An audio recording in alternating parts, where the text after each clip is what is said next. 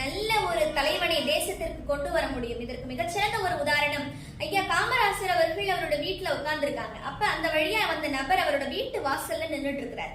அவரை பார்த்து ஐயா காமராசர் அவர்கள் ஏன் அங்க நின்றுட்டு இருக்க, என்ன வேணும்னு கேட்கிறாரு. உடனே அந்த நபர் சொல்றாரு, ஐயா என் மகளை போய் கல்லூரியில சேர்த்திருக்கேன், அவளுக்கு ஃபீஸ் கட்டுறதுக்காக 16 ரூபாய் காசு வேணும், அது வாங்கலான்னு தான் வந்தேன்னு சொன்ன உடனே காமராசர் ஐயாவை சுத்தி இருக்கக்கூடிய நபர்கள் எல்லாம் என்ன சொல்றாங்கன்னா, ஐயா இவனை பார்த்தா பொய் சொல்ற மாதிரி தெரியுது, பணம் கொடுக்காதீங்கன்னு சொல்றாரு. உடனே காமராசர் ஐயா ஏன் முகத்தை பாருங்க, பொய் சொல்ற மாதிரியா தெரியுது, கொடுத்து அனுப்பிச்சு விடுங்கப்பா அப்படின்னு சொல்லிடுறாரு. அந்த நபரும் 16 ரூபாய் காசு வாங்கிட்டு போயிடுறாரு.